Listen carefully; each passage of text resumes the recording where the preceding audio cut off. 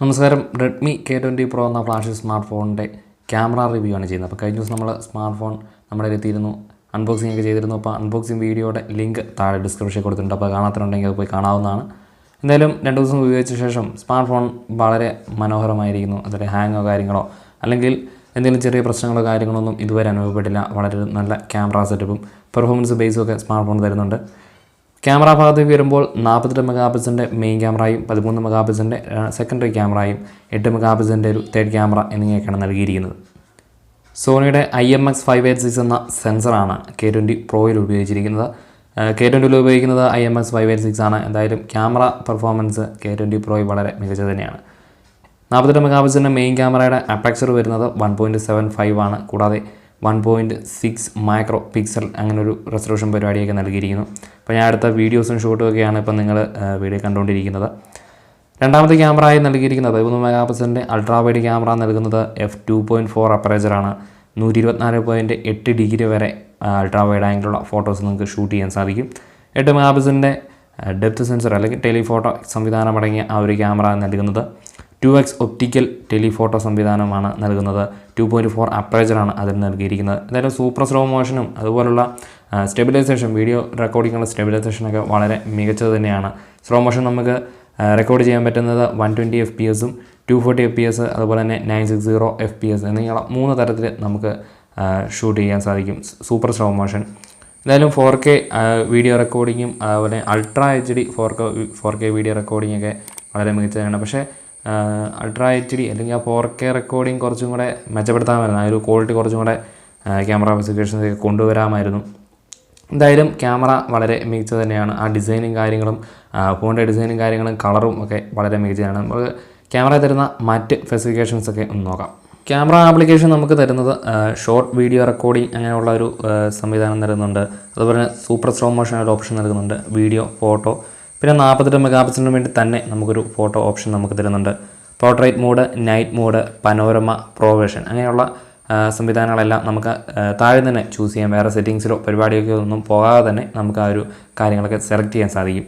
അതുപോലെ തന്നെ എനിക്ക് മറ്റൊന്നായി ഇഷ്ടപ്പെട്ടതാണ് വീഡിയോ റെക്കോർഡിങ്ങുള്ള ട്രാക്കിംഗ് മൂവിൽ ഒബ്ജക്റ്റ്. അതായത് നമ്മളിപ്പം ഏതൊരു ഒബ്ജക്റ്റിനെ കേന്ദ്രീകരിച്ചുകൊണ്ട് നമുക്ക് എന്തെങ്കിലും ഫോട്ടോ കാര്യങ്ങളെല്ലാം വീഡിയോ റെക്കോർഡ് ചെയ്യണമെന്നുണ്ടെങ്കിൽ ആ ഒരു സംവിധാനം എന്തായാലും നന്നായിട്ട് സ്മാർട്ട് ഫോണിൽ ചെയ്തിട്ടുണ്ട്. അത് നന്നായിട്ട് പ്രവർത്തിക്കുന്നുണ്ടെന്നുള്ളൊരു കാര്യങ്ങൾ പറയുകയാണ്.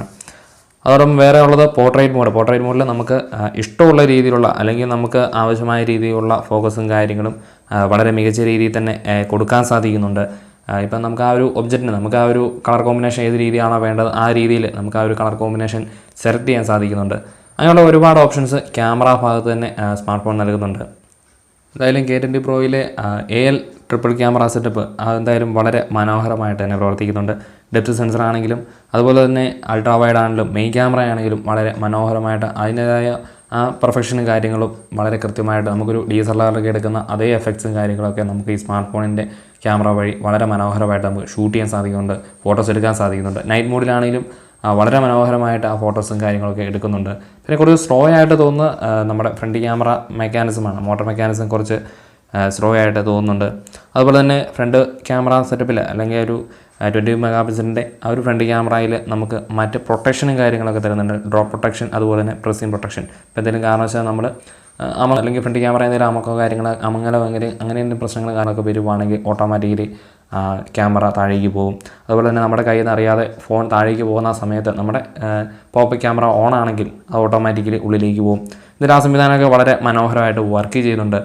എന്തായാലും പിന്നെ നമുക്ക് രാത്രികാലിലൊക്കെ നമ്മുടെ ടേബിളിലൊക്കെ നമ്മൾ സ്മാർട്ട് ഫോൺ വെക്കാറുണ്ട്. ഇപ്പം ലൈറ്റും കാര്യങ്ങളൊക്കെ ഇല്ലെങ്കിൽ നമുക്ക് സ്മാർട്ട് ഫോൺ കണ്ടുപിടിക്കുക ഇച്ചിരി ബുദ്ധിമുട്ടാണ്. അതിന് പകരം നമുക്കിപ്പം നമ്മുടെ ടേബിളിൽ ഇരിക്കുവാണെങ്കിൽ നമ്മുടെ കൈയുടെ സ്പർശനം അല്ലെങ്കിൽ ആ ഒരു ഏരിയ ഭാഗത്ത് എത്തുമ്പോൾ സ്മാർട്ട് ഫോണിൻ്റെ ഒരു ആ ഫിംഗറിൻ്റെ ഭാഗത്ത് നമുക്ക് ചെറിയൊരു ബ്ലിങ്കിങ് അതായത് ചെറിയൊരു ലൈറ്റിങ് കാര്യം കാണാം. അല്ലെങ്കിൽ നിങ്ങൾക്ക് അങ്ങനെ പറ്റിയില്ല എങ്കിൽ നമ്മുടെ ഡെസ്ക് അല്ലെങ്കിൽ ടേബിളാണ് എവിടെയാണ് ഇരിക്കുന്നത് അവിടെ ചെറുതായിട്ട് 2 പ്രാവശ്യം ഒന്ന് തട്ടിക്കൊടുത്ത് കഴിയുമ്പോൾ ആ ഡിസ്പ്ലേ ഓട്ടോമാറ്റിക് ഓണായി വരും. അപ്പം സ്മാർട്ട് ഫോൺ കണ്ടുപിടിക്കാനുള്ള ആ ഒരു സെൻസിറ്റിവിറ്റി കാര്യങ്ങൾ, ആ സെൻസറും കാര്യങ്ങളൊക്കെ വളരെ മനോഹരമായിട്ട് വർക്ക് ചെയ്യുന്നുണ്ട്. അതെന്തായാലും കൊടുത്തേക്കുന്നത് നല്ല കാര്യം തന്നെയാണ്. അപ്പോൾ നമുക്കൊരു തപ്പുന്ന സമയത്ത് കൈ തട്ടി താഴെ വീഴാതിരിക്കാനുള്ള സാധ്യതയൊക്കെ വളരെ കൂടുതലാണ്. അപ്പോൾ അതൊക്കെ കുറയ്ക്കാൻ വേണ്ടി അല്ലെങ്കിൽ ആ ഒരു പ്രൊട്ടക്ഷനും കാര്യങ്ങളും നമ്മളിപ്പോൾ 27,000 രൂപ 28,000 രൂപ കൊടുക്കുന്നതിൻ്റെ ആ ഒരു പ്രൊട്ടക്ഷനും കാര്യങ്ങളും സ്മാർട്ട് ഫോണിൽ വളരെ മനോഹരമായിട്ട് തന്നെ ഷവോമി ചെയ്തിട്ടുണ്ട്. എന്തായാലും വളരെ മികച്ച രീതിയിൽ ക്യാമറ സെറ്റപ്പും അതുപോലെ തന്നെ പെർഫോമൻസ് ബേസ് ബാറ്ററി കാര്യങ്ങളൊക്കെ ക്യാമറയും ഡിസ്പ്ലേയും അതുപോലെ എല്ലാ കാര്യങ്ങൾക്കും വളരെ പെർഫെക്ഷനായ ഒരു രീതി തന്നെ സ്മാർട്ട് ഫോണിൽ കൊടുത്തിട്ടുണ്ട്.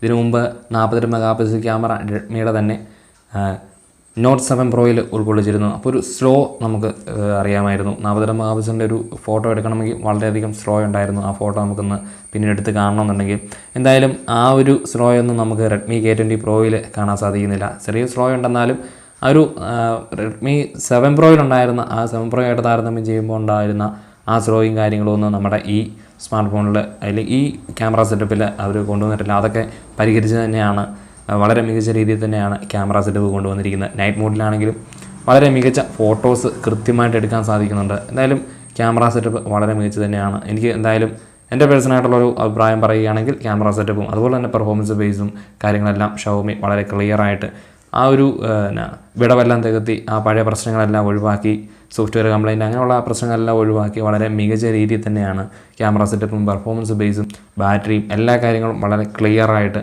കൊണ്ടുവന്ന് ചെയ്തിരിക്കുകയാണ്. എന്തായാലും സ്മാർട്ട് ഫോൺ വളരെ ഇഷ്ടപ്പെട്ടു. ഇപ്പോൾ എടുക്കുന്നവരുണ്ടെങ്കിൽ നിങ്ങൾക്ക് വിശ്വസിച്ചെടുക്കാവുന്ന ഒരു ഫ്ലാഷ് സ്മാർട്ട് ഫോൺ തന്നെയാണ് റെഡ്മി K20 Pro. സ്മാർട്ട് ഫോണിലെ പ്രൊസസ്സർ നൽകിയിരിക്കുന്നത് ക്യാൽക്കം സ്നാപ്ഡ്രാഗൺ 855 പ്രൊസസ്സറാണ്. അതുപോലെ തന്നെ ബാറ്ററി ബാക്കപ്പ് 4000 mAh ആണ്. എന്തായാലും ഒരു 2 days സൂപ്പറായിട്ട് നിൽക്കുന്നുണ്ട്. ഞാനിപ്പോൾ ഉപയോഗിച്ചു. ഇപ്പോൾ ക്യാമറയൊക്കെ നമ്മൾ മാക്സിമം നമ്മൾ ഉപയോഗിച്ചു. അതുപോലെ തന്നെ നെറ്റ് ഉപയോഗിച്ചു. നമുക്കൊരു ഡേയിൽ നമുക്കൊരു 50% ആണ് രാവിലെ തൊട്ട് വൈകുന്നേരം വരെ അത്ര കാര്യമായിട്ട് നമ്മൾ ക്യാമറയും അതുപോലെ നെറ്റും എല്ലാം ഉപയോഗിച്ചിട്ടും സ്മാർട്ട് ഫോണിൻ്റെ ചാർജ് നമുക്കൊരു 50% വൈകുന്നേരം ആയപ്പോഴത്തേക്കും നമുക്ക് ഉണ്ട്. പിറ്റേ ദിവസം നിൽക്കാനുള്ള ഒരു കപ്പാസിറ്റി അല്ലെങ്കിൽ പിറ്റേ ദിവസം ഒരു 1 day കൂടെ ഉപയോഗിക്കാനുള്ള ഒരു ബാറ്ററി കപ്പാസിറ്റി എന്തായാലും സ്മാർട്ട് ഫോണിൽ കിട്ടുന്നുണ്ട്. ക്യാമറയും അതുപോലെ തന്നെ പെർഫോമൻസ് ബേസും അതുപോലെ ബാറ്ററി ബാക്കപ്പ് എല്ലാം വളരെ മനോഹരമായിട്ട് തന്നെ ഷവോമിയുടെ റെഡ്മി K20 എന്ന ഈ ഫ്ലാഷ് സ്മാർട്ട് ഫോണിൽ വളരെ മനോഹരമായിട്ട് പ്രവർത്തിക്കുന്നുണ്ട്. റെഡ്മിയുടെ ഈ K20 Pro എന്ന ഫ്ലാഷ് സ്മാർട്ട് നിങ്ങൾക്ക് ഇഷ്ടപ്പെടാത്ത എന്തെങ്കിലും കാര്യങ്ങളോ അല്ലെങ്കിൽ നിങ്ങൾ ആഗ്രഹിച്ചിരുന്ന എന്തെങ്കിലും കാര്യങ്ങളൊക്കെ കുറവോ കാര്യങ്ങൾ എങ്ങനെയൊക്കെയോ ഉണ്ടെങ്കിൽ നിങ്ങൾക്ക് താഴെ കമൻറ്റ് ചെയ്യാവുന്നതാണ്.